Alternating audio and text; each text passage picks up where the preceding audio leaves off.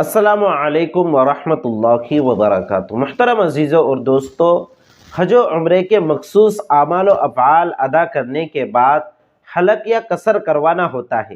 حلق کہتے ہیں سر کے بالوں کو بالکل جڑ سے ختم کر دینا، جسے ہماری عام زبان میں ٹکلا کرنا کہتے ہیں، اور قصر کہتے ہیں کہ بالوں کو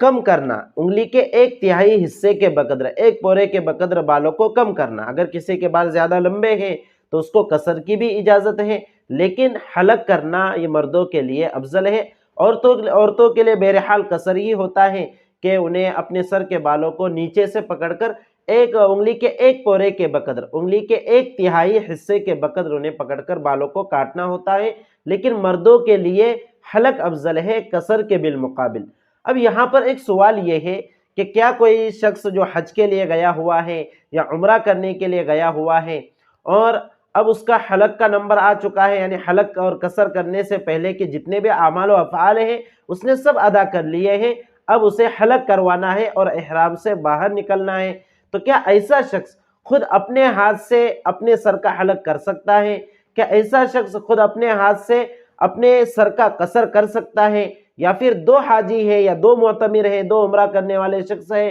کیا یہ دونوں ایک دوسرے کے سر کا حلق یا قصر کروا سکتے ہیں خود اپنا حلق یا قصر کرنے سے پہلے؟ تو اس مسئلے کو سمجھیے، یاد رکھیے کہ اگر کوئی حج کرنے والا شخص یا عمرہ کرنے والا شخص احرام سے باہر نکلنا ہے اور اسے حلق یا قصر کرنا ہے، اور حلق اور قصر سے پہلے کے جتنے اعمال ہیں، جتنے افعال ہیں وہ مکمل وہ ادا کر چکے ہیں، جیسے عمرے کے اندر اس کا طواف بھی ہو چکا ہے، صفا مروہ کی سعی بھی ہو چکی ہے، ساری چیزیں اس کی ادا ہو چکی ہیں، اور اب اسے احرام سے باہر نکلنا ہے۔ اسی طرح حج کے موقع پر اس نے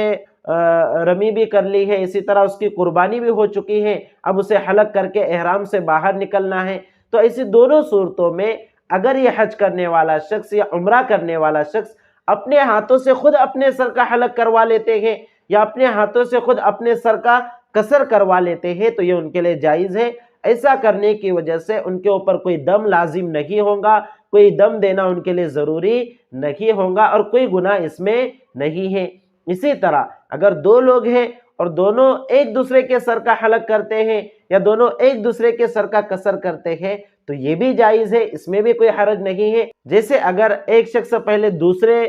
حج یا عمرہ کرنے والے شخص کے سر کا حلق کر دے، پھر دوسرا پہلے شخص کا حلق کر دے تو اس میں بھی کوئی حرج نہیں ہے، اس میں بھی کوئی گناہ نہیں ہے۔ تو حج عمرہ کرنے والوں کو عموماً یہ مسئلہ درپیش ہوتا ہے، تو وہ اس مسئلے کو اچھے سے سمجھ لے کہ حج عمرہ کرنے والے حلق کے موقع پر خود اپنے ہاتھوں سے بھی اپنا حلق کر سکتے ہیں یا قصر کر سکتے ہیں، یا اگر دو جن ہیں، دو لوگ ہیں تو دونوں ایک دوسرے کا بھی حلق یا قصر کروا سکتے ہیں، اس سے کوئی دم وغیرہ لازم نہیں ہوتا۔ تو اس مسئلے کو اچھے سے سمجھ لے اور اپنے دیگر دینی بھائی بہنوں کے ساتھ بھی اس کو شیئر کیجئے۔ السلام علیکم ورحمۃ اللہ وبرکاتہ۔